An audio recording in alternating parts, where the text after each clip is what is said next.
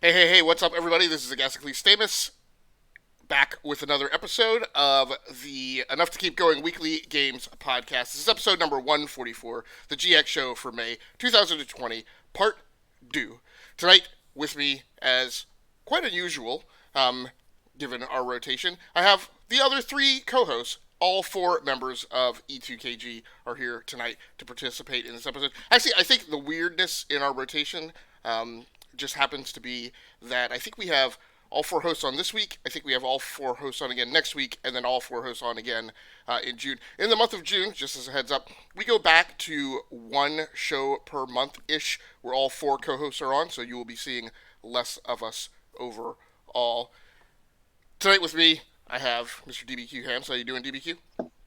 See, I'm the odd person out because I'm the one who jumped in at the last minute to this one. So that's why the rotation is off. But really, I'm doing great because now I have an image of Charlie Sheen with a bow and arrow and a chicken in my head because you reference part do. So it's the only thing I can think of when I hear the word do is Hot Shots part do.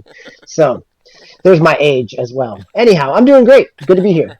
Prime, Osiris Prime, how are you doing? Deep cut there. I'm good. I like that. Very deep, very deep. And Swishguard, how you doing? Doing well. Got some interesting games this week, I think. We do. We had co-hosts go on and make last-minute changes. A game being lined out. I wonder if that means we were pressed for time, or if that game was not played. We are pressed for time because it is a chock-full agenda. And there's even more to discuss than what the co-hosts have in front of them right now. We'll get started with our Picks Plays report out. Couch Co-op used to be all the bee's knees, talking about the assignment for Picks Plays over the last couple of weeks. It is rarely included in any game anymore. Spend some time with a game with the Couch Co-op feature, even if you do not necessarily play Couch Co-op. Extra credit can be gained by actually playing the game in a Couch Co-op session. Partial extra credit can be gained if the game has an online multiplayer mode and you play that instead. Now, in case you have not attended the podcast before, have not listened to the podcast before, and you're wondering what I'm on about, part of our shtick is, hey, listen, every 2 weeks we do this thing called the GX Show, the Gamer Experience Show, and we get together and we talk about the games that we played the last 2 weeks. In the weeks in between, we do a gaming news show called A Deep Dive. This week is the GX Show, the Picks Plays assignment. We gen up an assignment, give it out to the co-hosts, and they go off and incorporate that into whatever their normal playlist rotation is. It's topical. We get back and we discuss it. I just read to you the assignment over the last 2 weeks. I did not personally complete this assignment. There's a reason for that. We might get into that. We might not. Up first is Swissguard to talk us about his playtime in Streets of Rage, which is his couch co-op game. Swiss, take it away. Yeah, I was gonna originally do Overcooked, but DB dissuaded me. So I looked around. I was looking at some couch co-op games, and I gravitated towards the Nintendo Switch because that's the current system that I have the most controllers for. And Streets of Rage 4 had come out like a week before, so I thought, okay, it's a new game.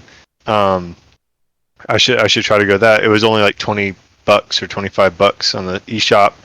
Although I do believe it is on Xbox Game Pass right now as well. So this is actually a sequel to Streets of Rage 3 from the Sega Genesis back in 1994. So I guess they're kind of rebooting the franchise, but rather than just like starting from scratch, they kind of move the ball forward in the story, and I guess you take on some sort of a crime syndicate who are the children of the baddie in Streets of Rage 3. So this game was it's a sequel to a game from 1994, and they definitely went all in on the old school beat 'em up template. So if that's what you're looking for, it's they do it well. You got the nice crisp, bright, vibrant graphics, hordes of enemies, and you just go left to right on the screen and punch in your way through till you get to the boss and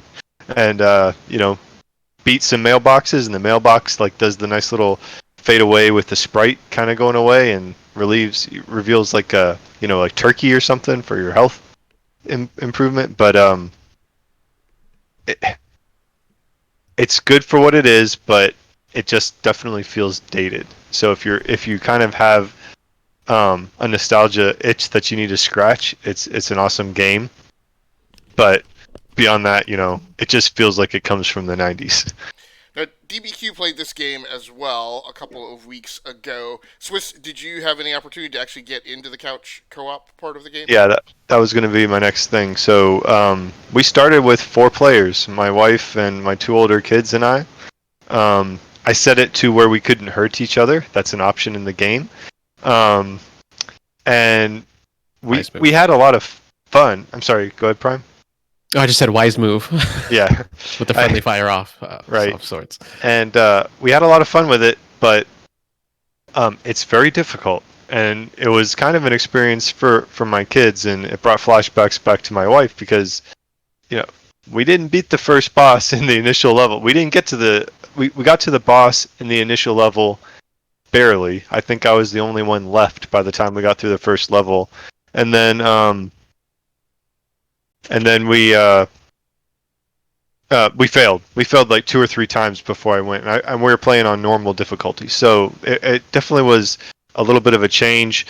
They have this mechanic where, like the X button does like a special, and it uses up some of your special power, which they do a mechanic where your special meter is basically your health meter. So it doesn't use health, but your current health is like how much capacity you have for your special. And as you fight guys, it builds that back up. But if you're low on health, you're not going to get much special. And I found that if you don't use your special meter, you're not going to succeed. So once I kind of started getting the kids to incorporate that into their combos, we had much more success. The kids loved it. They kept asking to play the next couple of days. And a few of them would go down and play, and they didn't know how to turn off friendly fire, and I'd have to go down there and parent the situation and turn off the friendly fire. But for couch co-op, like, it brought back the feels of like everybody like cheering for each other and being together. So like it was great for that. It felt dated. In some ways it was good. Hey, this is how games used to be, and in other ways it's like we've come a long way in the last 25 years. So were you the only one who felt that the game was dated? Did that shine on anybody else, or and Nah, go ahead. and you talked about a little bit about the kids clamoring for more game time. Was that because of that couch co-op atmosphere? It was. They wanted to play together, so that was good. My wife felt like it was pretty old school. It brought back memories of like her Super Nintendo days with her siblings. But she played through the first level and then handed off the controller and did not come back to it. So that's how she felt about the difficulty. Okay. And if we've got anybody else who has alibis, they can jump in. And if not, I want to talk about somebody who took as their assignment a game. Can I Yeah, want go to ahead. Right ahead. stick Go with ahead. Streets of Rage for a Yeah. minute because I played it on the Xbox with my kids when we talked about it a couple weeks ago, and we got a little further than you did, Swiss. But yes, we also found out about the friendly fire piece and quickly turned that off. My question is, how does it run on Switch? How does it look? Playing it on Xbox, I didn't play it in 4K. I just played it in 1080p. It looks beautiful. I really love the art style. But I completely agree with you. Right? It is exactly what it claims to be. It is a old school brawler with some nice polish to it. And if you've got nostalgia for that, we spent a lot of time with it the first night. Come back to it a little bit, but not nearly as much. Right? It's that idea of as you would at an arcade, right? You invest a bunch of quarters, but maybe the next time you come back to the arcade, you're ready to move on to something else. So how does it run on Switch? It ran pretty well on Switch. I didn't notice any slowdowns or anything. We ended up making it to like I think the 3rd or 4th level, ultimately. But it was no, I didn't. It was obviously in docked mode, and it ran fine. The colors were vibrant. Everything was smooth. No slowdowns. I use the Pro controller because I invoke dad privileges and choose the first controller. So I don't know how it played on those GameCube controllers, but they seem to do okay. All right, I'm gonna get this toddler back to bed. Okay, and I'm going to attempt to do my segue for the second time. Let's talk about a little bit of somebody who chose as their Pix Place assignment a game that is more modern, even though it was probably released technically before Streets of Rage 4. Uh, Osiris Prime, you chose to play Just Dance 2020, and did you play this in co-op mode with other members, in couch co-op mode? Yes. So I guess dance floor co-op. I don't know. You can't really be on the couch for this game. But yeah, so this was a little bit of maybe a cheat for me, just because I was trying to play another game actually that I have on my list that I'll talk about later on, but I didn't get a chance to. So once again, and I've mentioned this in the past. I think the last couple of shows, we got Just Dance. So we've been playing that, and you can play co-op. You can do the same song, dance at the same time, and you kind of compete for score basically on who does better. So I mean, that's pretty much what we did with my wife and my son. So yeah, I'm still having fun with this game. We play it probably a few times a week now. Kind of depends on our schedules and stuff, but still having a lot of fun with it. Still dancing away. It is quite a workout. I don't know if anyone else has ever played any of these games, but it's definitely, you do sweat after, if you do like more than a couple songs in a row, I'm like, oh man, I gotta take a break. So I'm definitely getting my money's worth with this one. So when this one was $20, I believe, when I bought it about a month or so ago. So it's on sale. So still going through those unlimited songs because there's a whole lot of them. I don't even think I've gotten to the medium. Like there's easy, medium, and hard. So I haven't even gotten to the medium section yet. I don't think so. And I think they change I don't know if it's every couple months couple weeks or like every month, but they rotate the songs out. So it's kind of nice. You get a variety. So one of the things we talk about a lot about on this show is about game design and its impact on consumers and what appeals to us more or less in our observation of game design and its evolution forward. Just Dance is one of the few remaining rhythm game franchises. In fact, I would argue that actually, were it not for the fact that we knew that a second Beat Saber was coming, that essentially it is the only surviving rhythm game franchise.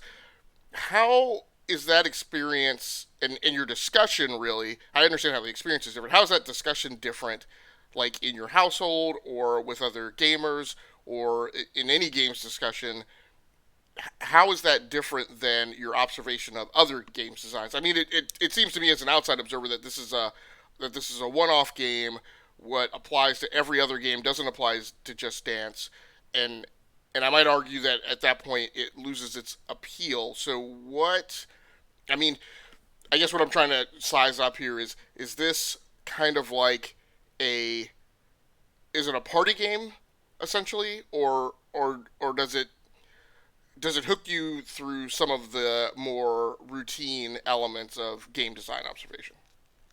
Yeah, I mean, this is definitely just a party game for at least for us. Obviously with the situation, in the whole world now with COVID, I probably would have bought it anyways because it was pretty cheap. I mean, $20. That's a pretty good price. That's for the newest one. I played Dance Central back in the day, also on the Xbox. So it's not like this is my first, dancing game or anything like that. I never really got into like the dance pad games. What are they called? Dance Revolution or anything like that. I never really played those either at home or in the arcade. I might have tried it like once, but this one I don't know. Maybe it's just because it's probably the same for Dance Central. I know these songs, or at least I've heard them.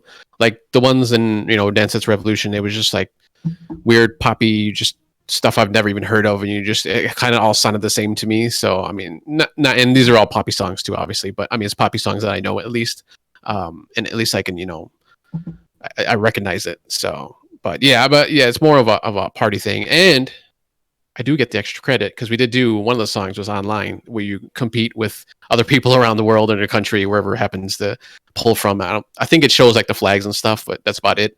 As you're dancing, like who's in the lead and stuff like that. So it's kind of cool too. It adds another layer to it. Like, hey, I can try to beat someone in Brazil or China or Russia or something like that. So it's kind of cool. So or do you play with these people in real time, or is this like leaderboard competition? No, it's real time. Yeah. So you can see like as you like if you get ahead in the score, it'll like pop you up, and then it'll pop up somebody else's name if they they get ahead of you or stuff like that. So it's kind of cool. No, that's really cool. I mean, it's a different play paradigm, but I mean, when I Yeah. was huge into Rock Band, it was one of my favorite things was like people didn't come over to my apartment because at the time I was single. Most of my friends were, but I was at the age where most of my friends were married, had kids, blah blah blah. Lived out in the sticks, blah blah blah. But so I could play Rock Band when I went over to their place, but nobody came to my apartment to play Rock Band. But being able to go online and play with people in real time was a pretty awesome experience. Um, Again, if anybody has any questions, take them as an alibi and go ahead and interject my segue. But otherwise, let's move on. We talked about playing on Switch. Did you play this on Switch, by the way? Yeah, I'm it's sorry, on sorry. Switch. Okay, well, let's stick with the discussion of the Switch and move on to Mr. DBQ, who played Super Mario Maker 2 and Puyo. Is that is Puyo Puyo Tetris also on Switch? Yep, also Okay, on Switch. okay. Yes. I know Yep, Mario very much Maker is, so. but yeah. And so, what was your experience getting through the Pix Plays assignment with those two games? It was, this was a fun one, really. It was, and I'm thinking about Prime's Just Dance comments.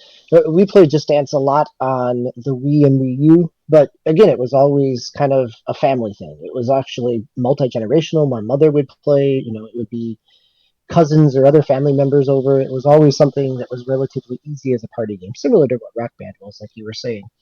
I had planned to play a lot of Super Mario Maker, and we did. And Puyo Puyo Tetris is kind of a late addition to that. Actually, my entire family played some of it just the other night, and we played a significant amount of it during the first year of the Switch. My wife got really into Puyo Puyo Tetris. We'd spend good chunks of time in kind of party mode or versus mode as a family, and so it was kind of fun to come back to it together as a family after probably 2 years. And it definitely, my wife and I, our Puyo Puyo skills had atrophied significantly from when she was playing it on a regular basis, and so we were quickly outdone by our children. But again, it's still fun to sit down together and play games together as a family. Super Mario Maker, it was my sons and I. We played. We did a couple different things now with the new level editor or level world maker in the last update with the other pieces. It's kind of fun to just jump into other people's worlds that they create, and you don't necessarily always get a sense of what you're going to get into. So sometimes it ends up being like every level is on that world is a different style. So it will kind of jump between Mario 3 to Mario 1 to Super Mario World, and so you're kind of constantly adjusting some of the mechanics, some of the physics. It's fun when somebody tosses in some puzzle pieces in there. So it's been, and we've also done things where we'll just go and look at what's the most recent uploads online and kind of grab them together and see if we can be one of the first people to beat something. Sometimes they are uh, incredibly impossible with three people. Sometimes they're definitely designed for a single player, and so there's a lot of going back to bouncing off each other, like in the original Mario, New Super Mario Brothers. But then, actually, in the last week or so, my sons started creating. Well, they've been creating worlds since the first one back on the Wii U, but they started creating some worlds for each other as kind of like a competition. Like, can you beat my world? Like, here, I'll build this, you'll build. I So it's been kind of fun to watch them play that, to kind of jump in a little bit. Usually I bail out a lot sooner than either of my sons kind of ramming their head against the level for hour at a time trying to beat it. But yes, I'll go back to what Osiris, both you and what Swiss said in terms of kind of parenting, with the friendly fire of Streets of Rage. you know, there's not necessarily friendly fire in Mario Maker, but there is definitely some unbrotherly love that can be doled out as well as they create some frustrating worlds for each other. So, but yes, again, good time together on the couch. Definitely, the three of us sat together, kind of, you know, arm to arm, elbow to elbow on the couch, laughing as we go, getting frustrated, helping each other walk through, like, okay, you got to go do this in terms of the puzzle piece. We got to get to the door. If I jump on you, you think we can make it? So sometimes we've cheesed it. Sometimes we can make it through the way it's been designed. But again, it was a good assignment. So it was fun to play together. Cool. And is it a good curation experience with the levels, or do you wind up slogging through tons of like stuff that isn't worth Yeah, your time? I mean, I think the it is not nearly as great as it could be. It's not even really as good as the first one, where you could go to the website and do a better search. You've got some tags where if this is going to be a technical level or a puzzle level, or sometimes it's a theme or a musical level, auto scroll. Um, the curation piece is okay if you're going to try to grab the kind of highest liked ones. If you're going to try to dig through anything that's not either at the top or brand new, it's really easy for things to get buried. So you're either you're skimming off the top 20 list, or you're looking at you know really kind of trying to wade through. So yeah, you find a bunch of junk in the middle of it, but then when you're all sitting down together on the couch, that's half the fun. It's like watching a bad movie together, right? And Mystery Science theatering it as you go along. So Very cool. Well, we're gonna go ahead and move on. So that wraps up our Pix Plays report out. We will come back to what the follow-on Pix Plays assignment is at the end of the show. For now, we're gonna move on to our round robin segment, and we're gonna get off of the Switch and move on to the Xbox in its final year as the flagship console for Microsoft. Osiris Prime, our resident Xbox expert, played weirdly an indie Sure. game on Xbox. Is that true? Yes. So, as my part of my New Year's resolution, I wanted to try to my New Year's gaming resolution. I wanted to try a new game every month. So I kind of skipped last month just because of with everything that was happening, and I totally forgot about had Game Pass. Like, hey, I could have just pulled something from there. So I wasn't buying anything at that point. But this month, there's actually a bunch of different games that I played, and there's another one that I might mention if we have time. But totally reliable delivery service.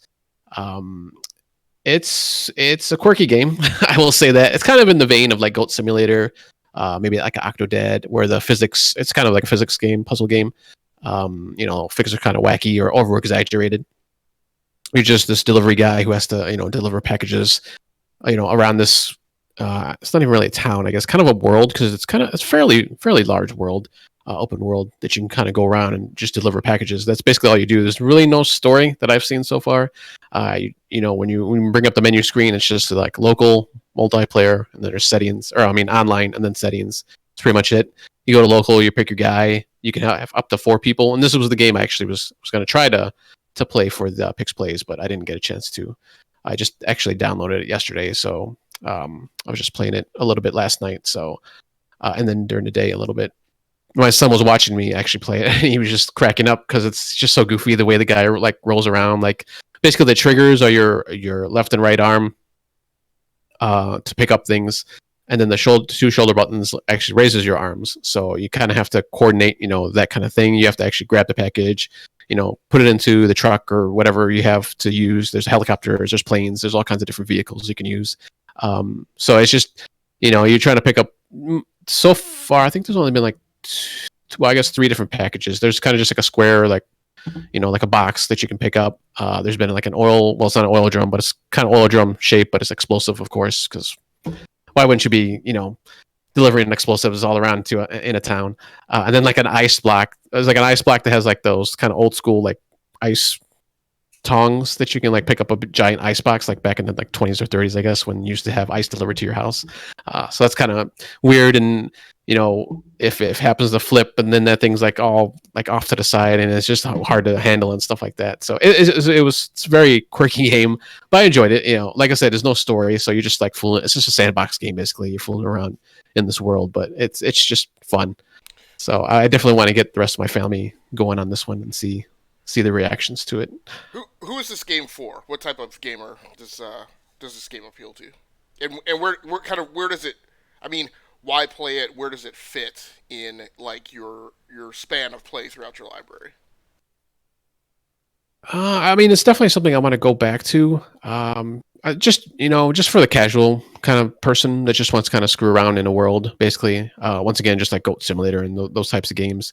So you're not gonna. is it kind of a night off game or like a letting off steam game? Is it something you pick up and play for like 30 minutes ostensibly and then move on, to Call of Duty or whatever it is?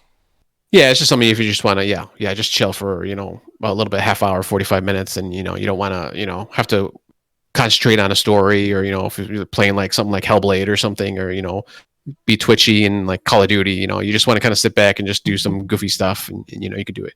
It does get kind of frustrating though, because you gotta like when I was first playing, I had to get used to, and I had to hold my controller different because normally I have my two index finger or my pointer fingers on the trigger.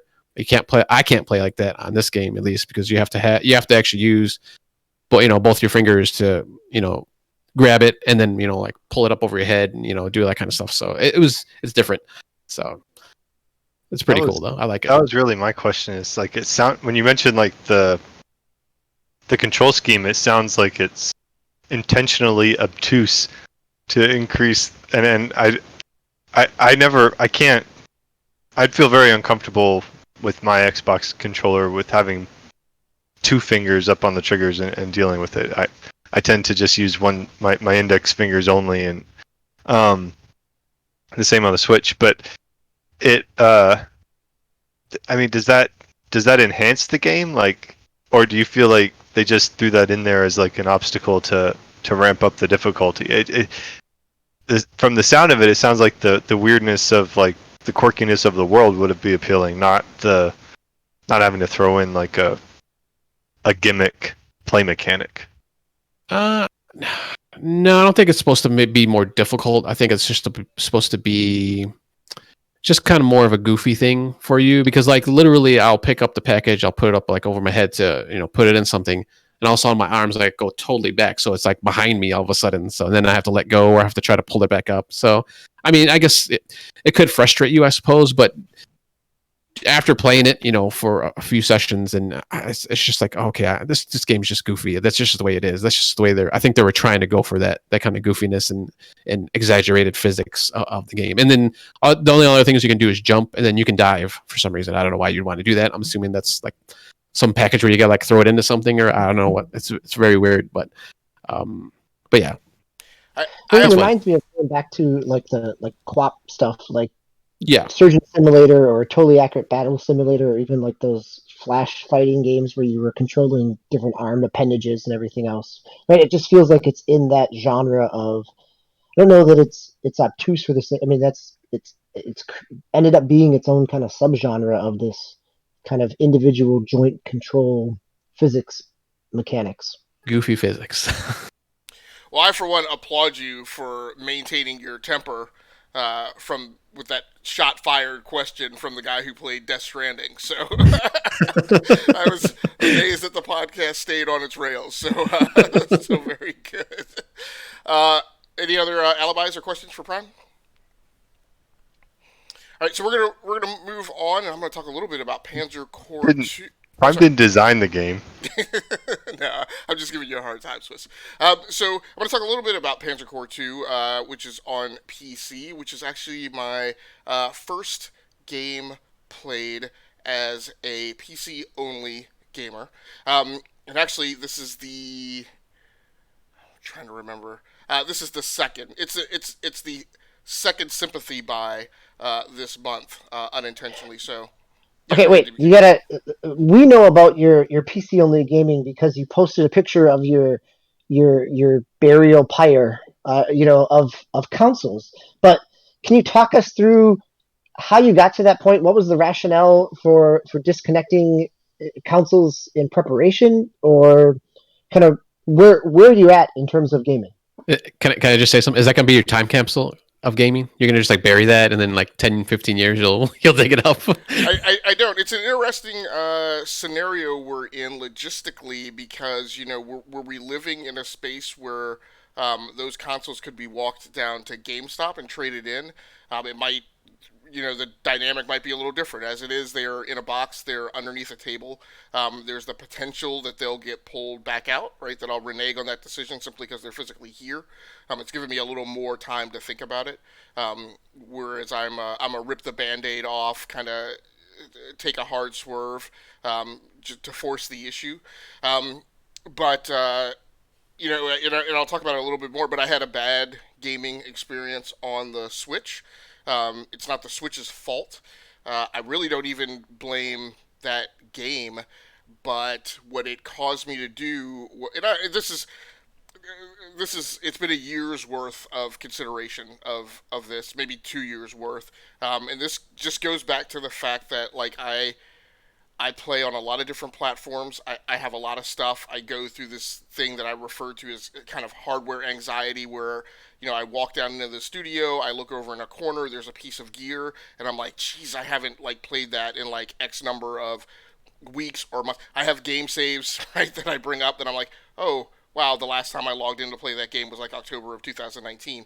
So I've just been going through that and going through that in different elements, both creatively and from a gaming perspective, and like that, I'm very sensitive about time, right? As you guys know, as a lot of people who listen to this podcast know, I get very concerned about me spinning my wheels and losing, game value time, and that's what I did. Like I had a bad Nintendo Switch experience, and I was like having to administrate like PCs and this thing and all the other things that I play, and I was just like, why am I doing this? And this was a bad experience with a game that was a port of a game that I had on PC, so that exacerbated my consideration of the thing. I was like, I could just be playing this on PC, right? So is this Doom Eternal that you're dancing around? It is not. Nope, nope. We're going to Okay. talk about it a little bit later in the show. No. I played Doom Eternal on PC, and I also, as we go through this, as we talk about this later on tonight. I mean, throughout tonight, I also want to really emphasize this is not. I'm not making this swerve for a lot of the common reasons that people refer to. This is not a PC master race. You should only play on PC because it's the best.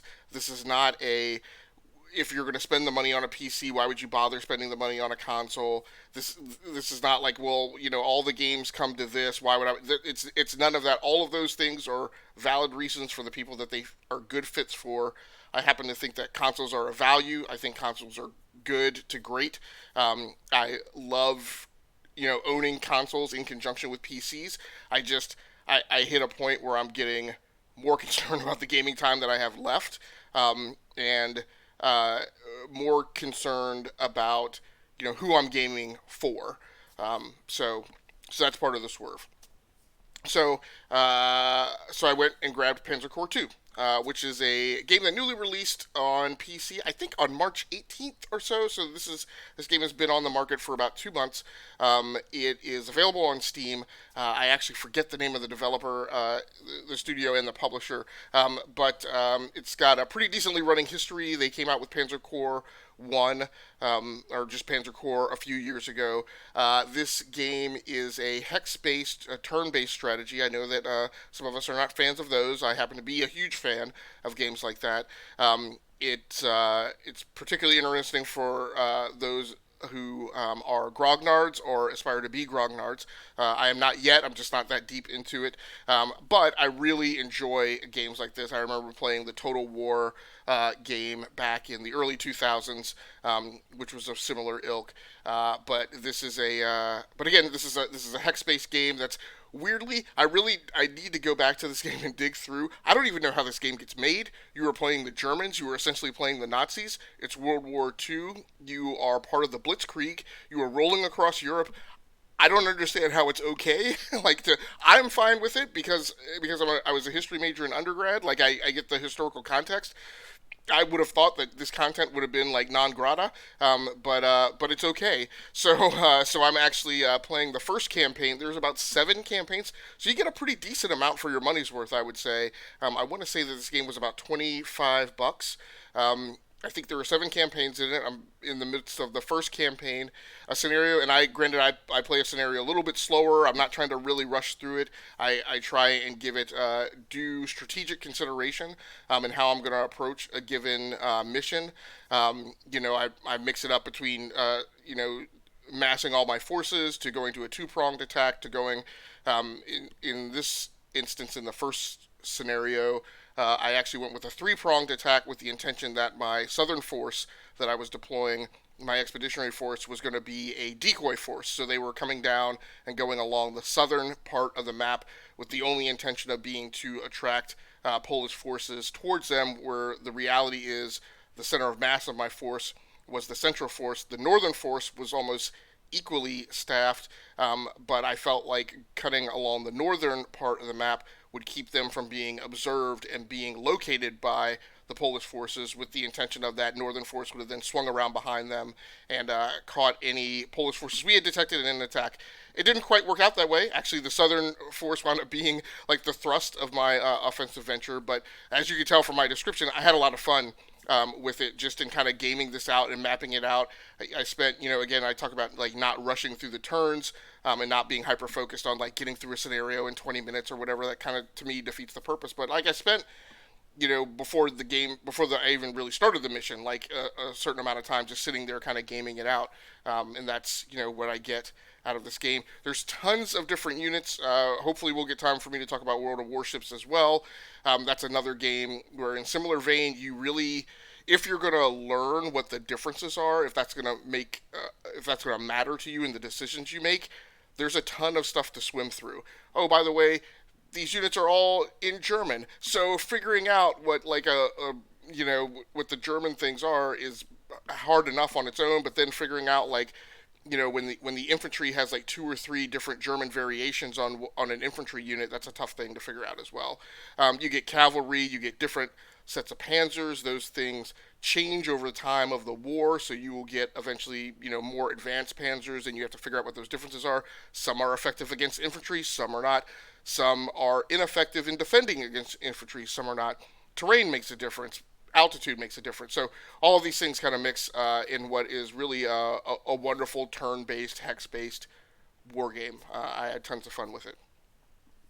I just added it to my wish list while you were talking. Yeah, I mean, yeah, no, that's good. Yeah, it'll probably definitely go on sale at some point. So whether you wait for the sales price or get it at full price, it should be very, very interesting.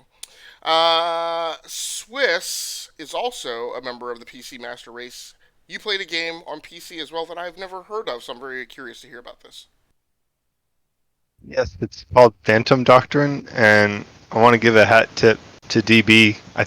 I guess you got it on like a Humble Bundle at some point, and he That's thought why it sounded familiar. I'm like, oh, I've heard of this game. Yeah. Yep. he thought it would interest me, and he shared his Humble Bundle key with me. So thank you, DB. And I've been meaning to play it for a while.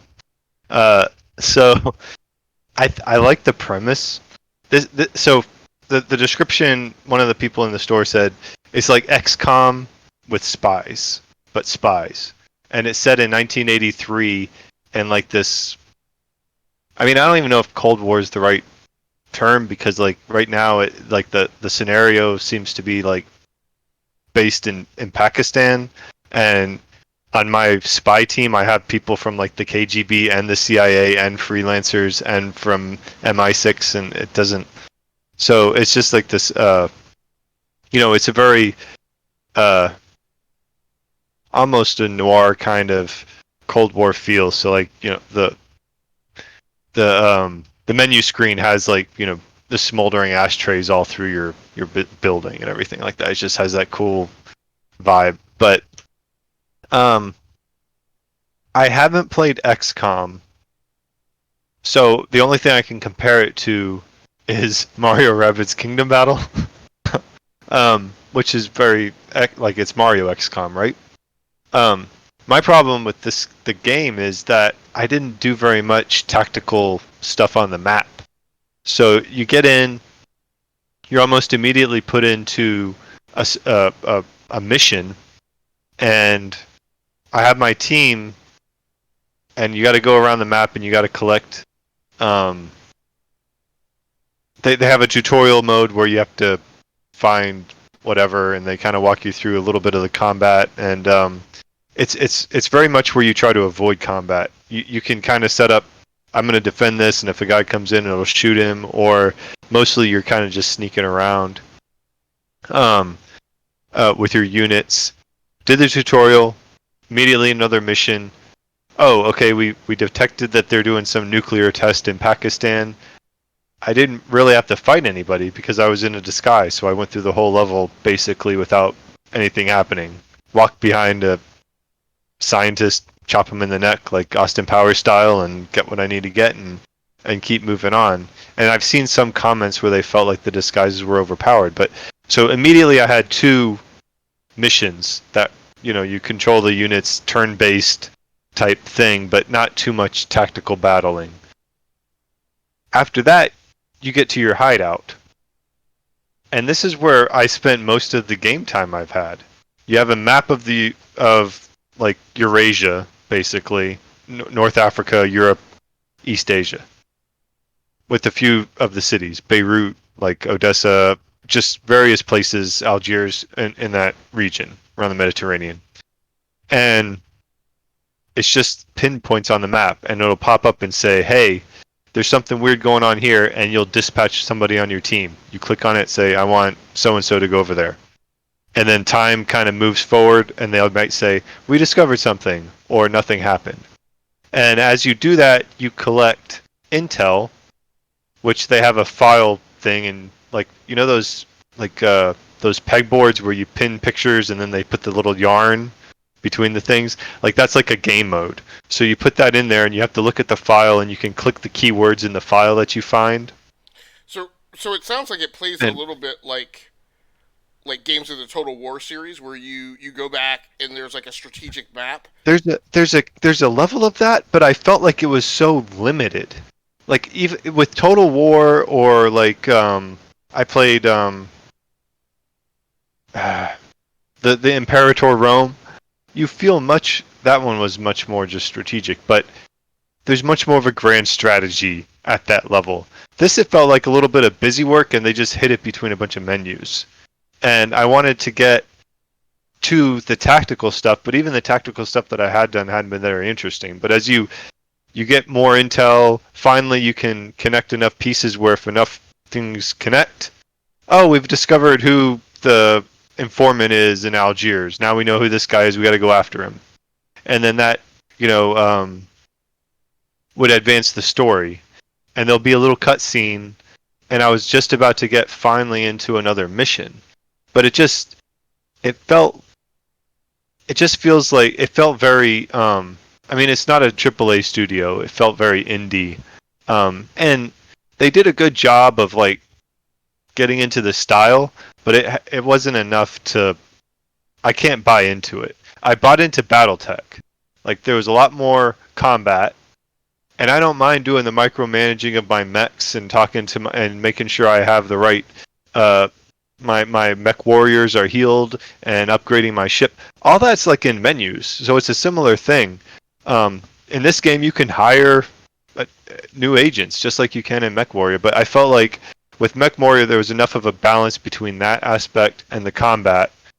That was important, but it didn't stop the flow of the tactical, and I could just buy into the story a little bit more. So it sounds like in BattleTech there was a little more, a good deal more variance. It sounds like the metas went a little deeper into very specific branches, whereas there were in Phantom Doctrine, it sounds like there's big chunks and there's some variance there, but like they're very limited in their span of variance within themselves.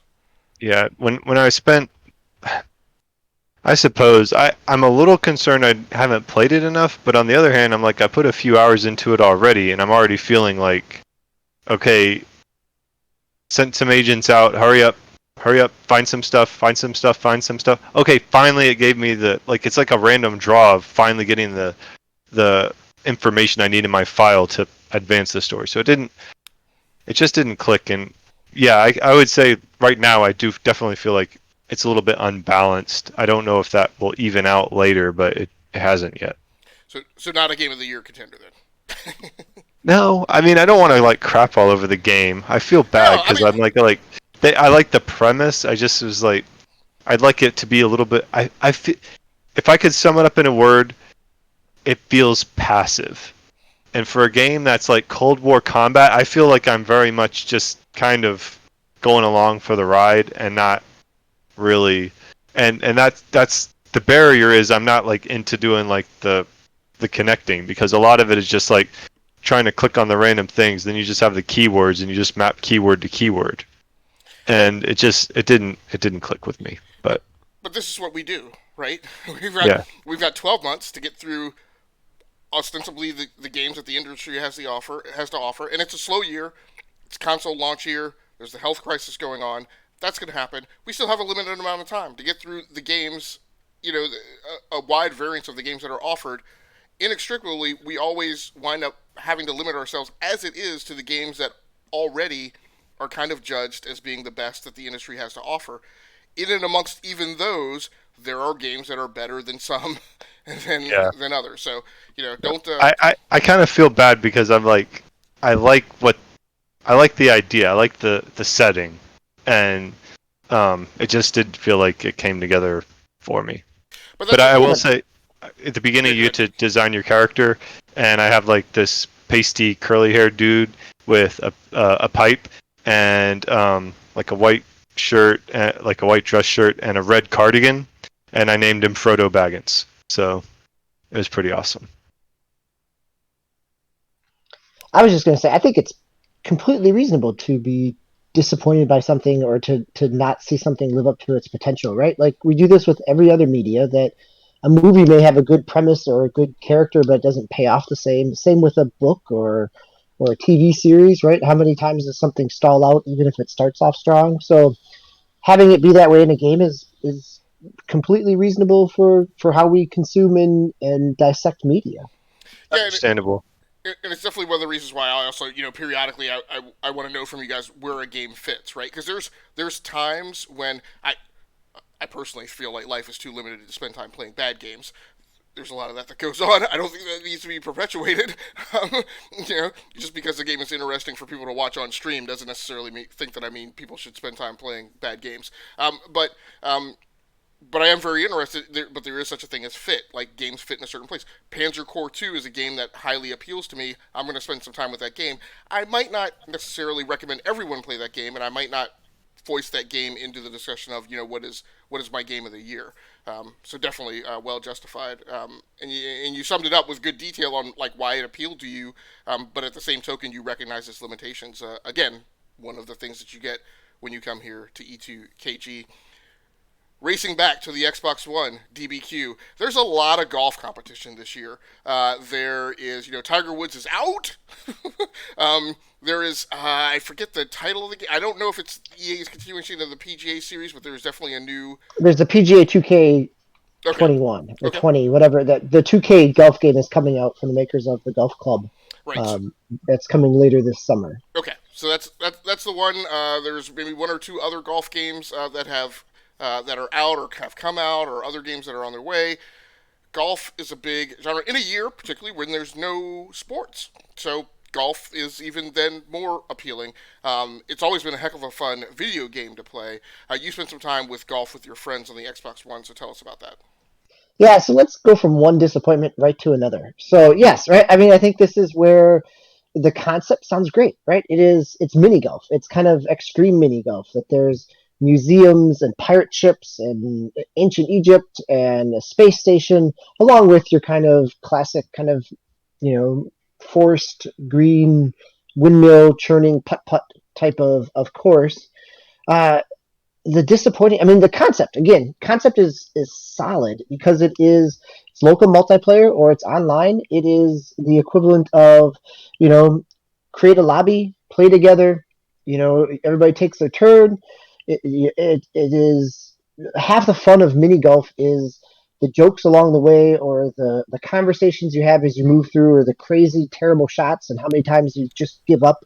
All of those things are part of what Golf with Your Friends tries to do, and I think it succeeds in creating that space.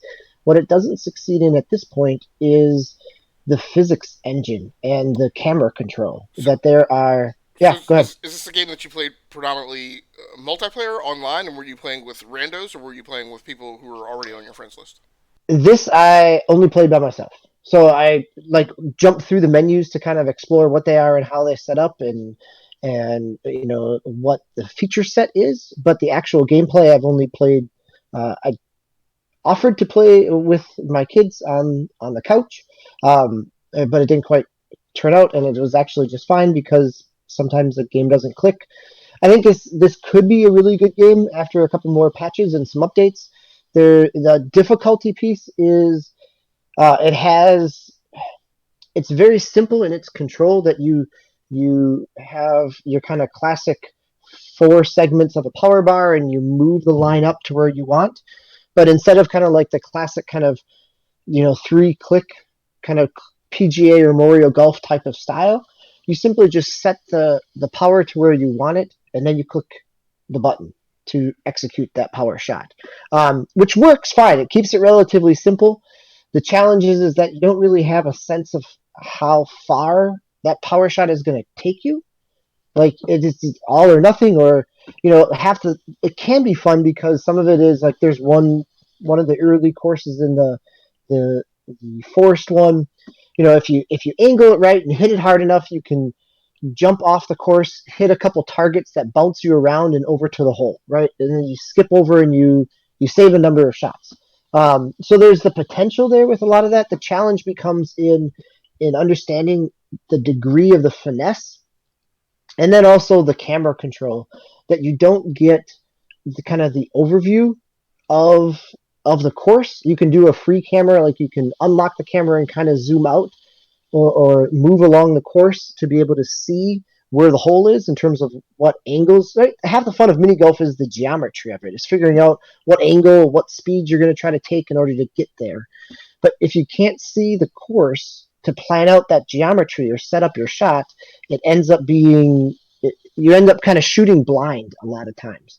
And while it has a camera unlock, when you go back to replace the camera, it often is either really tight in on the ball or stuck behind the geometry, right? There's still some, it's early in its release. The Steam version of this actually says 1.0. So, I definitely could see where it's free on Xbox Game Pass. It is something where over the course of the summer, if they patch in a couple updates, I'll come back to it. But right now, it needs a little more polish. So it sounds a lot like MLB The Show 20 out of the box. Except, a good couple $1 million less in development, probably. Right. Tens of Right. millions, potentially. So I missed the fact that this was mini golf. Yeah, I mean, so the camera would be super important in a mini golf game. So the resetting experience sounds very much like my VR experience. Although I guess I would argue that VR isn't any less. VR is a significantly more expensive endeavor, and so yeah, my frustration with VR may be a little bit off the charts in comparison because I was very upset that you spend all that money on VR sets and still run into reset problems all the time. So again, where does this game fit? So it sounds like, strangely enough, because I didn't do this deliberately, it sounds like everything that we've talked about outside of in the round robin section has all been like very casual, kind of dip your toe in it, kind of sidebar games. Like they're not our core meat and potatoes consumption. So that really surprises me that just this month. Like you said earlier, like it's just the nature of the year right now, right? I mean, we're not hitting a AAA title every couple of weeks this year in 2020. I think it's also the nature of the year in terms of, at least for me, in terms of kind of mental bandwidth, right? Like I can sit down and do a quick 20-minute, 18 holes of putt-putt and not really have to emotionally invest or mechanically invest in a lot of new systems, where if I'm exhausted by the rest of life, that it becomes a palate cleanser is what it ends up being. Yeah, and I think that's totally valid. It's interesting that I feel like, just again by happenstance, and it's just an observation, I feel like the cast is split in that approach because while I also teed up a game that is, I would call a turn-based strategy hex game that is meat and potatoes for me. It's just that there aren't that many of them, and because I'm always streaming when I'm gaming, it's just I'm not going to do as much of that probably likely. It just hasn't settled into being something that I can comfortably play for 2.5 hours at a time. It's not a matter of views or who's interested in it, because that's not why I stream. But it's just like a game that I'm going to sit for 2.5 hours at night, after I've already spent like an 18-hour day. That may not be the thing that gets teed up. So again, feel free to jump in with alibis, but we'll stick with the Xbox, but move on to Osiris Prime, where we first come up with our kind of meat and potatoes core game. So you're playing PUBG. I want to ask you, um, confirm for me, because I'm not a PUBG player, confirm for me whether or not PUBG has a season pass, whether or not you've bought it, and whether or not you're wrapped around the axle. I mean, did you play this most recent iteration of PUBG specifically going after progression, or are we just kind of jumping in and monkeying around? So yes, it does have a battle pass. I did not buy it. I think they've had it now for a couple of years, maybe. I think not too long after Fortnite had blown up, and they, obviously they had their battle pass. But I know when I was originally playing it, when it was in game preview, and even when it came out of game preview, it didn't have any kind of battle pass, or it had clothing items that you can get and stuff, but that was just unlocks and like crates that you'd have to buy with in-game currency. But now it's this, you can still do that. You can still buy the crates, but obviously they have and those kind of just like plain, like, hey, it's a shirt, and it's pants, shoes. Now they have all the crazy masks, and like a frilly like pirate top or something, whatever, something crazy in the battle passes. But I pretty much, I think it's been pretty consistent now for the last 4 or 5 years. April, May, I just get bored of games. I have to go back into my catalog, which is actually going to come up again if we get to my last one here. And I just start playing stuff that I haven't played in a long time, or at all, like sometimes happens with Xbox. But in this case, obviously, I've played PUBG before. And actually, I think I was actually waiting for something to download an update for. It might have been Fortnite, or it might have been something else I was going to play. Maybe Warzone, Call of Duty Warzone. So I've been playing that a lot. And I was just like, you know what? I haven't played PUBG in I think I tried it like in January, February this year, and I just got destroyed. I was like, you know what? I'm going to jump back in there and play it. And I don't know why, but I'm hooked again. Once again, I'm hooked into PUBG. This was, I think actually PUBG was the first battle royale game that I really started to get into. I tried Fortnite when it first came out. I didn't really like it. I couldn't really get into it because of the building mechanic. So I gravitated more to PUBG because it's, you got real weapons and it's more real world kind of stuff. The one thing I had to get used to again with PUBG is the attachments, because you have to actually put your attachments on all the guns and, all the different things that you have to do. So that kind of got a little bit, getting used to, but I'm getting used to it again. I've been playing pretty much this whole past week, whenever I can. And it just hooked me again. I think it's the intensity, kind of like Call of Duty, but it's a little bit more because it's a little more wide open, and you never know when something's going to come and hit you. I mean, either by design, if this is how they designed it or not. I mean, you can hit somebody from like super far away with, even just like an AR, like a regular AR, which is, I mean, kind of goofy, obviously, but probably wouldn't be able to do that in real life. But it's just kind of cool that it's you're getting hit from all these places, and you got to try to figure out where you're at. You always got to find cover in this game. I think more than any other battle royale game I've ever played, just because, obviously you can't build. It's a little slower. Like your character moves a little slower, so I mean that's kind of factors into things too. So I don't know. I'm back into it now. I think part of it too is Fortnite extended their season again, which is actually it's actually coming up in, I think, next weekend. Not this coming weekend, but the next weekend is it should change. So I just kind of got burnt out on that. I already did the battle pass for that. I got everything out of there. I'm probably not going to buy the battle pass for PUBG, at least not right now. We'll see if I stick with it once the new season of Fortnite comes back up. So we'll see. Have you tried it on Stadia, or was this? Oh no, this is just Xbox. Yeah. Have you tried it on Stadia at all? No, not yet. Okay. It's actually, that'd probably be a good thing to try, because I guess I did try Destiny, the multiplayer Destiny, which seemed to work fairly well. I mean, I didn't have any problems. But this is a little bit different. Does anybody know? This game. Do you or anybody else do you guys know? Is it cross progression on PC? Is it the same account? Because there are Stadia games that are cross progression, particularly the Ubisoft games. Um, but some other publishers have not been as vigorous in that implementation yet. Yeah, not that I heard, because I remember they had the big announcement for PUBG when that came out on Stadia, but I didn't hear anything about cross progression. Excuse me. Okay, So yeah. okay, gotcha. Uh, Again, any co-host can jump in with alibis. Otherwise, we're going to move on to talk about Metro 2033 on the Nintendo Switch. This is Metro 2033. I forget what the modifier is on this. Redux. Metro 2033 Redux on Nintendo Switch. So now we're at the game that gave me the bad experience that has caused me to go PC only. Again, I don't really hardcore blame the Nintendo Switch or this game.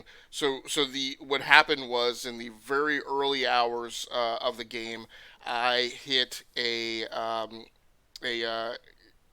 not game ending but progression stopping bug where in an action sequence, I jumped out of the. There's an action sequence where there's you're in a bus and it's falling off of a bridge that it's on, an underground bridge, and you jump off the bus and land on the ground below, and you're following a person, an NPC that you're with. I came off the bus and I didn't like jump at the last minute or something. I just dropped onto the platform below, and I wound up in this weird graphic area where I was in between the planar levels of the bridge, the upper and lower level. And so there were pieces of the bridge that I could kind of, like, I couldn't walk in a straight line. There were broken pieces of the bridge that I could kind of walk in between, but I would frequently hit one and then would have to change direction and go around. If there was no way for me to get up onto the bridge surface where my character should have been standing. If I walked to the edge of the bridge, I would fall off into the water below. So I tried all sorts of things. The game auto-saves, so of course it auto-saved right after my jump. So every time I tried to reload the game, it brought me right back to that point of the glitch. I dorked around with that for like 30 minutes trying to fix it, and eventually I was just like, I just had to reload the whole level. The way the UI is implemented in this game, you can't reloading the level is not an option in game. You have to bounce out of where you are, go back to the menu, and then from the grand menu, you're given the option to load that specific chapter in that specific level. So all told, I lost about an hour and 15 minutes of my life trying to get through this. It happens. I mean, if I was still on the Nintendo Switch, probably what I would do is if I hit a bug like that, if got stuck graphically in a level, I would probably just reload the level from jump, right, and not spend time monkeying around. Like, so I feel like you could have probably worked around that.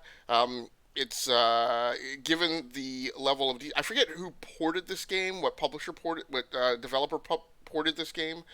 But given the original studio's meticulousness and attention to detail, and kind of being like the new Crytek for video games, I'm really surprised that this got through if they had anything to do with reviewing the game and its content. But look, it happened. Again, if things were normal, if I were not at the age that I was at, this wouldn't have bothered me. But it just hit that burbling mound of thoughts that had been going on for a while, and it just hit the tip over point, and I was just like, I have Metro 2033 on PC. I can play through it at any time if I want to. If I hit a graphical glitch, I have 200 something other games on PC that I could play. Is this where I want to invest my time and money? And it just kind of burbled all those thoughts. And I that night, I actually started boxing everything up and moving it over to the box. The Nintendo Switch is probably something that won't go away. It will probably. I've been reluctant to allow my family to have access to it. It's probably at the point now where I will start using it for like a Friday night or a Saturday night gaming night, because my whole plan of implementing movie night has not worked as well. So I may use it as the movie night gaming machine. The Metro series is a great set of games. Metro Exodus is available on Xbox Game Pass. I would highly recommend playing it there. Would highly recommend anytime those games are on sale going back and going through those games. I had a bad experience with it on the Switch. At the end of the day, if somebody were going to ask me, should I buy this game on the Switch, I would say that that's not the platform you should buy it on. So until that, gets resolved. So it's an unfortunate set of circumstances. I think all three of them are on Game Pass. That might be The true. Reduxes. Yep. Okay. Or at least they were at one point. They might be cycling through, but yeah. Oh, they are. I no, you're right. They are. Look. Just hit the Wikipedia article and make sure you understand what they are. There's the games. There's the Reduxes. There's bundled 1 and 2 Redux. So it causes a little bit of confusion. Knowing and understanding what it is that you're buying. But other than that, like I said, hit the Wikipedia article. You'll figure it out pretty quickly and go after those games. We're going over time a little bit tonight, and that is okay. I think some of the ones after this discussion are fairly quick, but I want to make sure we give everybody who played it an opportunity to talk through Crucible. I'm going to stay on the mic for the first little bit because I played it the least, probably. Crucible is Amazon's new game, and as you would expect, you would have pretty high expectations for the game, the company that owns Twitch, the company that has forked Android and plays in the tablet space, and a company that obviously has indicated that it has designs on implementing something cloud gaming-wise and getting that out to people as well. One of the largest economic forces as a corporation in the technology space. The launch of Crucible was not good by any means, I would say, at least from a logistics and infrastructure standpoint. There were problems with the servers in deploying the game.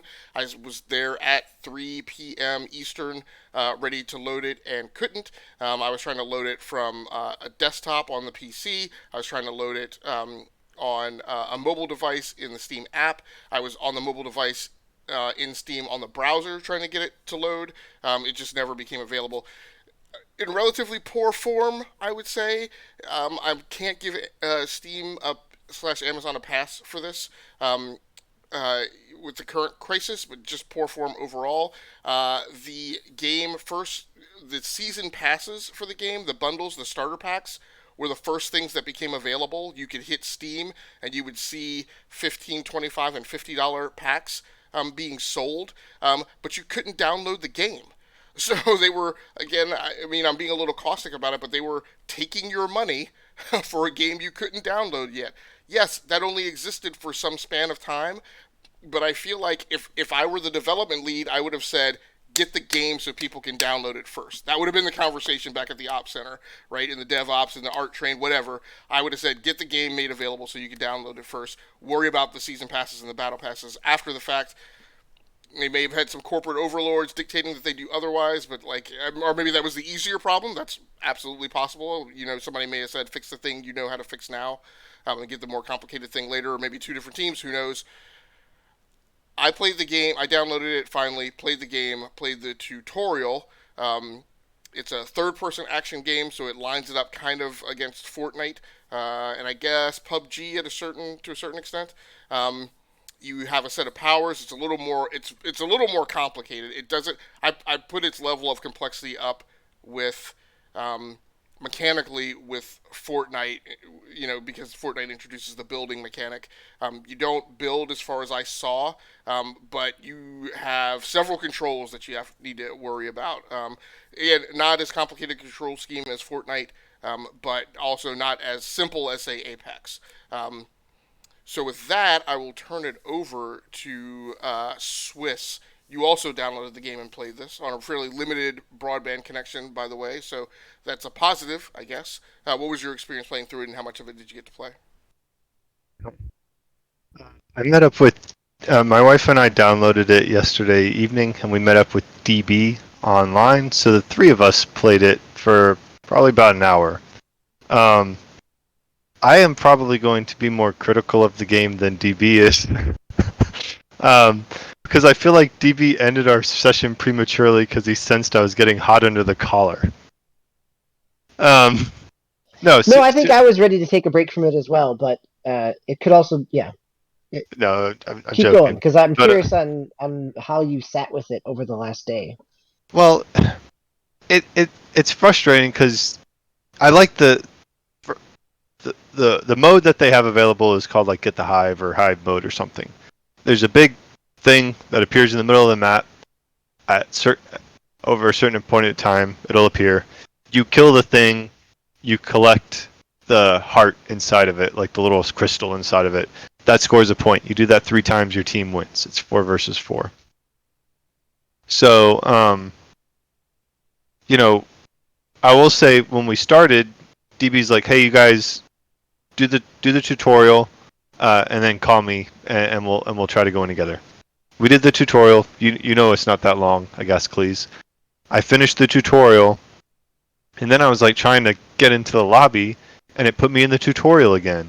And if you notice, when you start the game, there's a big message in the lobby saying, if you get in and you finish the tutorial and you click and you're back in the tutorial, just finish it again and it should be okay.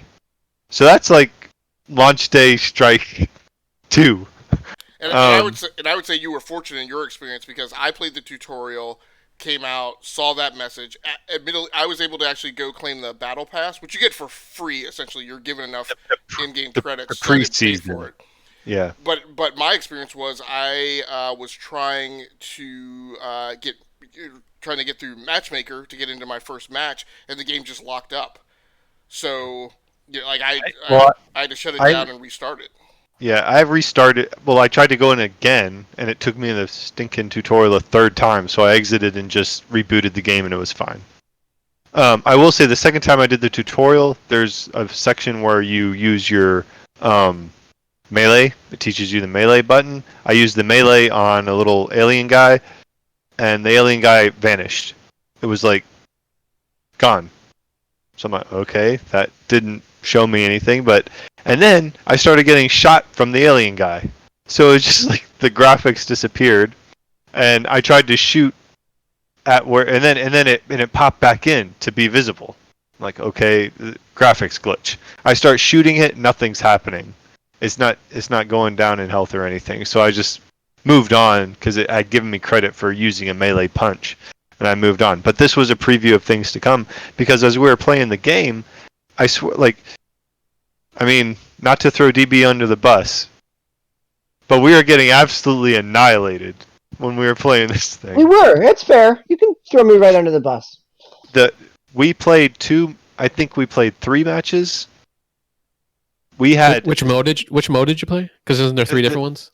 So we played Heart of the Hive. Yeah, So we played the one that Swiss is describing. There is a battle royale one, and then there's a third mode which shows up in arcade but wasn't available last night at launch.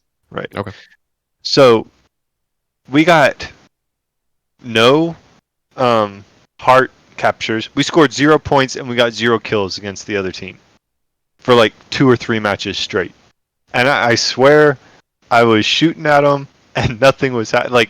You go in and you're shooting and I'm shooting a guy and nothing's happening and then I'm dead.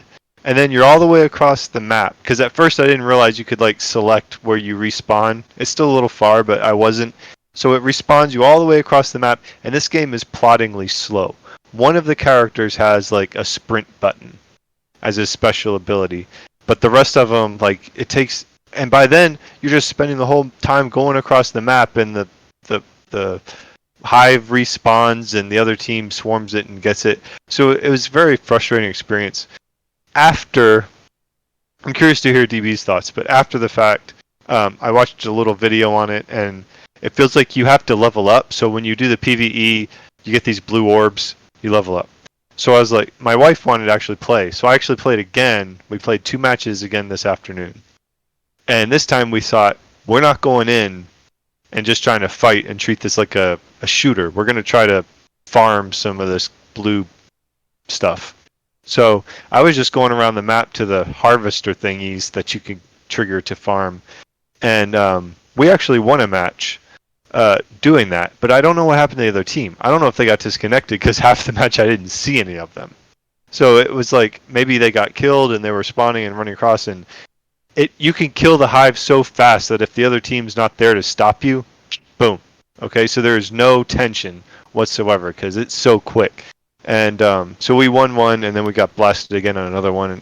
And I just feel like the character, one I felt like the character was effective, and the other characters I felt like were complete trash. And the designs were cool, but I feel like it's way unbalanced. I don't know. Well, I definitely wanted DB to entertain this element as he's going through his. One of my discoveries in this transition of going only to PC, but also a refocused or a reconsideration on what a battle pass means, and it's assessing its value in comparison to paying for a new video game. One of the things I'm definitely going to talk about this year, and then I'm going to start talking to you guys about tonight, is because one of the things that have come through in the last week or so was also writing down new criteria for how I evaluate a game and what games I stick with and what games I bounce off of. In particular, games with persistent progression, because as you know, I made that quadrant model of like what gaming satisfaction means, and persistent progression is one of those. That hinges on the economics model of the value of a battle pass, and two of my new tenets are, if I'm going to go into a persistent progression game, two of the major things are it has to allow me to solo queue, and so I can't be tied down to the logistics of interactive gaming with other people, because the people who are my age, who are like us, who have careers and family and jobs and blah blah blah blah, they're not on gaming at 9:30 p.m. at night in most cases. And so I have to be decoupled from that, and I have to be able to queue up and play on my own, and I don't like playing with randos. The other thing is that I'm really concerned about, and I'm very wary hearing this, is the game also can't have a ton of idle time. So when I get to talk about Rainbow Six Siege, one of the things I'll address is one of the reasons I bounce off of that game is because of the amount of idle time that you have with it. I'm like, if I've got 2 hours of gaming, I can't spend a big chunk of that being slaved into a match and having to wait until it's over. So DBQ, as you go through your assessment of Crucible, I mean, and you're gonna have launch day bugs. We've all come to that. I hate to call that being a norm, but Rockstar went through it with the launch of Grand Theft Auto 5 online. It's this freaking sticky game has now sold 130 million copies, so that's not necessarily a barrier. But this is Amazon, and they own Twitch, and part of their big launch of this game was paying big streamers to play this game on stream. And in a lot of ways you can't. So in addition to your assessment, DBQ, can you talk a little bit about the idle time that you experienced as well? Sure. So I think the idle time I feel is relatively minimal because there's a little bit of respawn, but not as much as like in a Battlefield or in in an Overwatch. So this is where your comments earlier about where does this game fall for you? What wheelhouse is it in?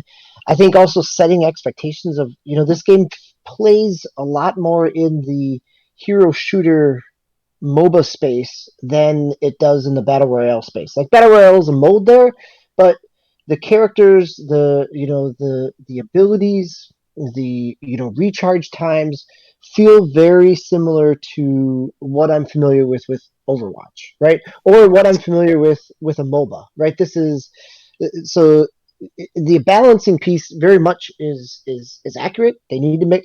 I think they are kind of balanced from what I could see. To me, it felt like it wasn't necessarily.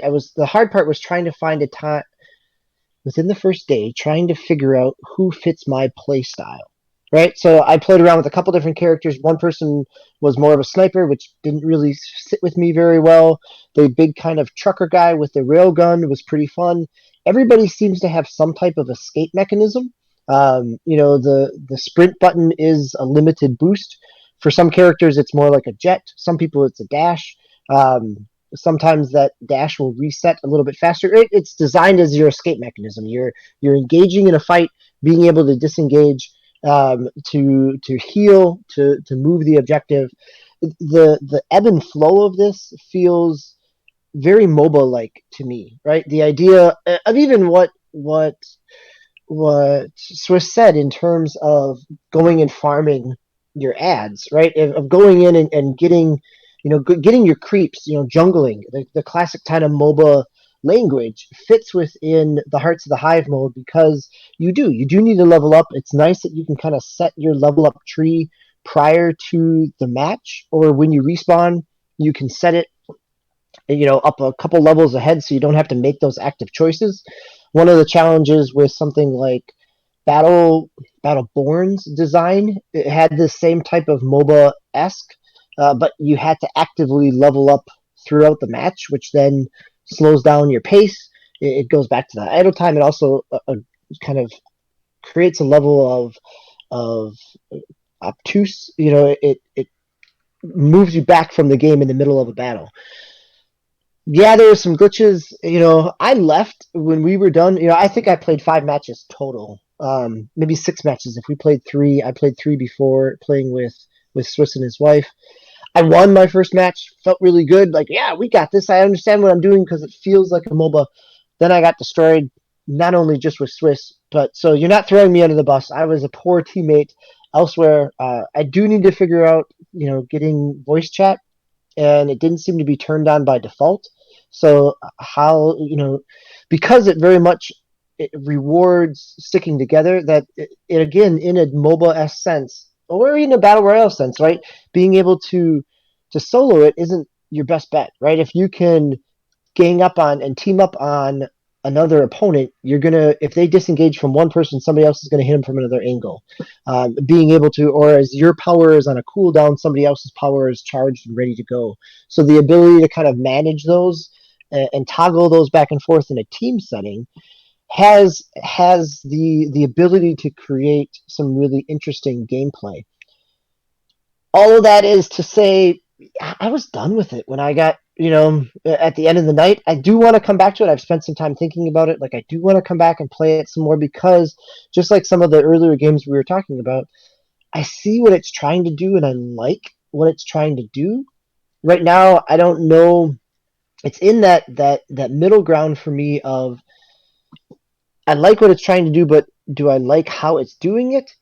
Or do I like what it's trying to do and now I just need to spend enough time with it in order to learn it? And, at the end of the night, last night, playing 5, 6 matches, a couple hours worth, um, I wanted to go back and play Destiny 2 Gambit, right? To play something else. Or I fired back up Heroes of the Storm, which I keep installed, right? Again, in MOBA, there are other games out there that scratch that same itch, and I don't have to relearn those mechanics. And so it becomes a question of if it's worth.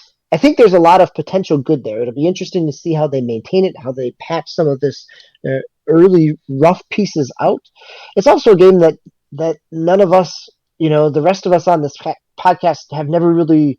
Nobody's really hung out and jived with Overwatch.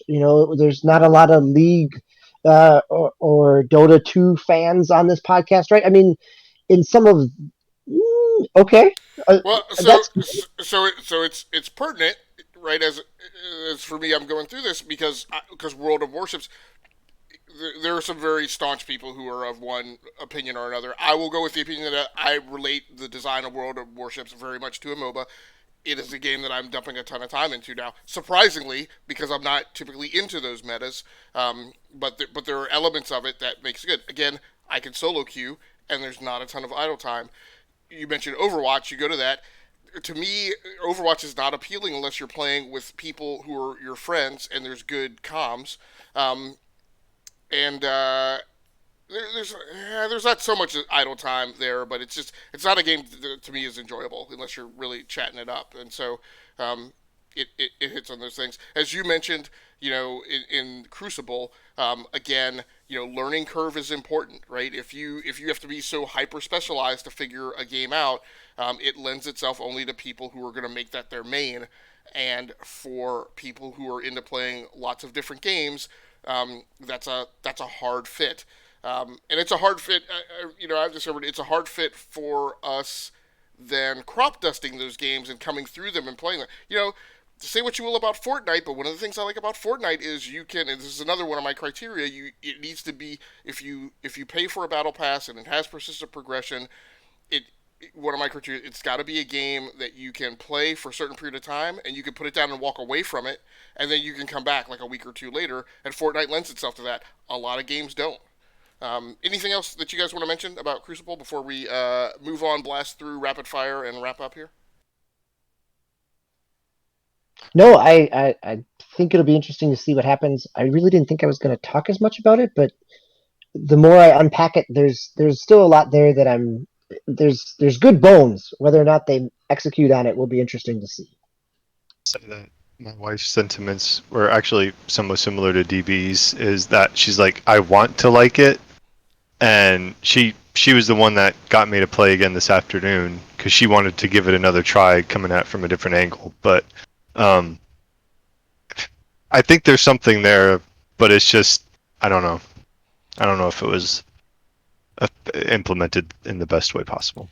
As I say with many games, when your game is done, it might be interesting. And this is one of the key things. The most interesting thing to me about Crucible and its deployment in this space is it's one of these massively multiplayer online games that has several different modes and modes with different numbers, and I find all of those modes appealing. Call of Duty, I like Call of Duty, but Call of Duty throws so many modes at you that I question whether or not which one how many of those lower tier ones are really of that much value. But this game has a two two person teams versus 2 person teams in an 8 person match, I think is what it is, or maybe a 16 person match. But it's a 2 person team mode. I think that's the one that you were mentioning that's not available. And the way that works is when you're killed off, the person who's left alive has a brief opportunity to ally with another 2 person team, right, or another person who's been killed off and has been orphaned team wise. And then it has Yeah, that mode's available. Yep. okay, all right. And then it has the battle royale mode, and then it has, I guess, the mode you guys played, right, the hive mode. Yeah, so it has a lot of different symmetry. It has different symmetry to it that allows you to play it different ways and progress through it different ways, and it's highly interesting. I think from a business perspective, the most interesting battle that I see is can they work at Crucible enough to get it buffed up to by is it when is Valorant officially coming out of beta? Is it June 2nd or July 2nd? I can't remember. So Yeah, but right, that's nipping I at think it its was heels, June. Yeah. certainly. yeah, I mean that's the rumble in the jungle, right? Is here's Valorant, which should have kind of the advantage because of the playtime that it's had and the way it's been deployed. But it's Riot trying to do a different kind of game than they're historically known for. But Riot's a big force. They're popular with streamers. But but again, this is Amazon. This is essentially Twitch. It's like deploying a game in their backyard, and then seeing those two fight it out is going to be super interesting.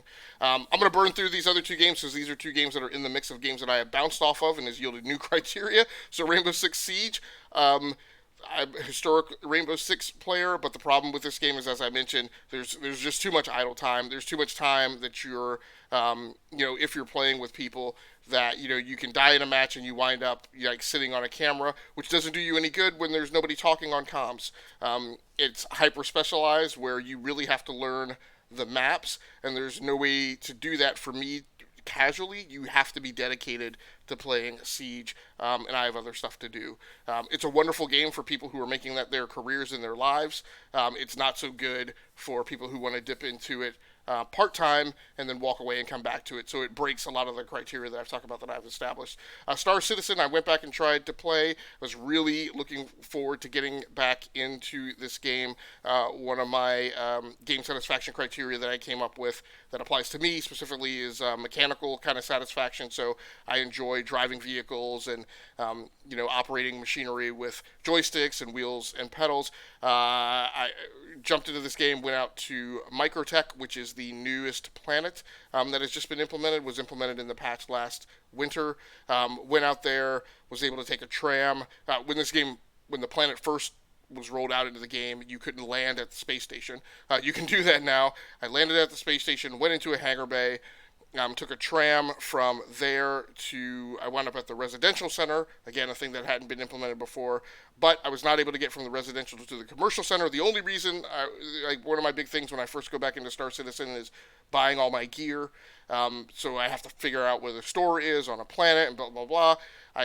There was a bug with the tram where the trams are already at the station, so you could see new trams come in. They just merge, they overlay on top of the trams that are already there. In this instance, I was able to get to the station, but when it came time to take off, I walked the doors opened. I walked onto the tram that was already there because you can't see the tram that just arrived. You're theoretically on both, but when the new tram takes off, the one that's actually in motion, you wind up being left behind and stuck on the tram that is locked in place at Microtech. So I wound up bouncing off of that game just because I couldn't stick with dumping time into it when it's not there. So I wanted to go on to Osiris Prime and give him a chance to talk about Fire Emblem Warriors. He may just have stepped away for a second. Nope, maybe he's coming back. Okay, Prime, talk us through Fire Emblem Warriors real quick before I talk about World of Warships and get out of here. Okay, yeah. So this was another one where I once again I was getting bored. Needed something different to play. So I was going through my back catalog of Switch games, and I actually played a couple different ones before this, and then I ended up on Fire Emblem Warriors, which I am actually trying to go through and actually play through now. So I did the first, I guess, couple levels, if you want to call them levels, the story levels. So I'm going through that. It's good. It's fun. It's a kind of like Dynasty Warriors type of gameplay, the Musu type of game, I guess is what they call it. Just, tons of guys on the screen, and you're just like ripping through them with the different characters. So you can switch between, well, right now I think I have like 2 or 3 maybe that I could switch between. I don't know if you can go more past that later on, but yeah, I'm having a lot of fun. I've always liked the Dynasty Warriors games. Just kind of another dumb fun game, just mindless. Like I said, you're just kind of tearing through guards and kind of mid bosses and final bosses and stuff like that. So it's pretty cool. I like it. So DBQ, Swiss, help me out. This is the based on the Fire Emblem IP. However, it is a Musu game. Yep, it's your Dynasty Warriors, Hyrule Warriors, all that type of. Yep. Okay, very cool. I'm not going to talk about it at length. I'm dumping a ton of time into World of Warships. What it does well, and the reason I'm sticking with it, actually, it's the game that opened up the aperture and caused me to really think more about this whole category after I kind of went through some brief notions of sticking with MMOs last year. What it does well is it's got really good separation between the progression levels, and so new players can come in. It basically separates it separates you when you are a more senior player driving a senior level access vessel away from battles in the lower tiers. So, but it still provides accessibility for more senior players to jump into their lower tier ships and fight in those lower tier battles. So, what I mean by that, just to make it a little less Greek, is you have tier 1 through tier 10 ships. If you are and you have to get access to them. So I've been dumping time into it. I think I have maybe 40, 50 something hours in the game, and I have like my first, I think, tier 5 ship at this point. So if I get in that tier 5 ship, I'm mixed into combat with, if I go PvP, I'm mixed into combat with people in tier 5 and tier 6 ships. If I jump back into my tier 1 ship, I'm only playing with tier 1, tier 2 ships. Those are probably more likely newer players, but it might be senior players who have gone back. It's highly likely that in most cases, most senior players are playing with the max tier ship that they have in order to compete and progress. But if you're just kind of messing around for a night, you can still always go back. The other thing I like about the game, I'm losing the beat on this a little bit. So at any rate, I forget that train of thought. What I like is that you're able to play the game as you want it. There's wide separation of tiers. There's a decent learning curve, but it's not an impossible learning curve. There's a set of maps, but you can actually see the whole map. So it's not like you have to learn the maps intricately like before you come into them. Like on a Rainbow Six Siege map, you get told what the map is. You're like, if you don't know that map, you're just screwed, right? Whereas you might be more familiar or more comfortable with the map in World of Warships, but it doesn't prevent you from playing. So there's a good progression model. There's a ton of stuff to do. You can mess with customizations and whatnot. There's a little bit of there's more in-game currency involved with every little skin swap and whatnot, but that's because the skin swaps have buffs that impact how you do in combat. And what I was going to mention is, going back to my rule of, I have to be able to solo queue. One of the greatest things about this game is you can play, you can always play in co-op. So if you're having a bad night or you're trying to progress through ships, or there just aren't enough people queuing up for PvP in the class that you're in, you can always go play co-op against the bots, and that's fun in that just it's co-op, so you're with generally other human players on your team, and you guys get a chance to kind of practice your tactics. A big part of what I have to do practice is how to play the game with people who don't talk on the radio. So again, you go into this game if you don't have if you don't have people that you know playing it. There are other people playing. They do things like drive in front of you, foul your line of fire, and so learning how to watch like the mini tactical map while you're also watching the game screen and what's happening in front of you to maintain situational awareness, and terrain and whatnot is kind of a trick to master. So I'm having tons of fun with it. I intend on sticking with it for a while. We'll talk a little bit more about season passes and monetization. One thing I'll mention, one of the greatest things I love about this game is it has seasons, but as far as getting into the premium account kind of space, you can do that for one day or 3 days or 5 days or 7 days or a month or a year. So you're not locked into buying a battle pass in perpetuity for a lengthy period of time and then feeling obligated like you have to play that game during that time. So that is a big help for somebody who has other obligations. I know we're rushing through. Let's talk about our next Picks Plays assignment. Fallout 76 recently went free to play for a weekend. I think that was last weekend, in an effort to wash that bad taste out of gamers' mouths and try to onboard some playing clientele. Sometimes, in rare instances, games turn themselves around. Fallout 76 is not one of them. Reef is a game that had a stumbling launch, and then a lot of money and effort was thrown at it, and it changed. Maybe it improved, maybe it didn't. That's what we're going to discuss. Discuss whether it recovered or not, and if your feelings were the same or in opposition with the internet, both at launch and at the recovery point. DBQ, for this assignment, has thrown down and declared that he is going to pick an EA game to play, either Battlefront 2, Battlefield 5, or Anthem. Knowing DBQ, he'll probably play some mix of at least two of them, if not all. I'm going to play The Witcher 3, which I know technically isn't in line with a derped launch, but it's a game that launched and then there was a pop cultural thing with the realization of the television show, and then tons of people revisited it. So I want to kind of play it in that different context of, after Henry Cavill's Witcher, and see if I feel the same about the game as I did when it launched. And Prime and Swiss have yet to pick their game. I'm sure that they will over the next couple of weeks. Or maybe, as I did, maybe they just won't be able to get around to this assignment because of other things in life. Next week, Bird in the Hand is good, but Four in the Bush is better, and next week you get all four co-hosts around the fire pit to talk what news leads us into the month of June, hosted by our own Swiss Guard. He'll lead this rabble through what is sure to be a cooker of a show. Gentlemen, anything further to add in this really burly, lengthy episode? But we're all on quarantine and lockdown, so it happens. Nothing to... No, thanks for guiding us through. All right. Sorry for the length of the show, but we've played a ton of games, so we had a lot to talk about. Thanks very much for everybody who dropped in. Thanks very much, Krusty Comedian, and everybody else who came through the live stream. We do appreciate you. For those of you watching the archive version of this on YouTube, please feel free to like the video, subscribe to the channel, so you can just receive a notification whenever we post new content or a new episode.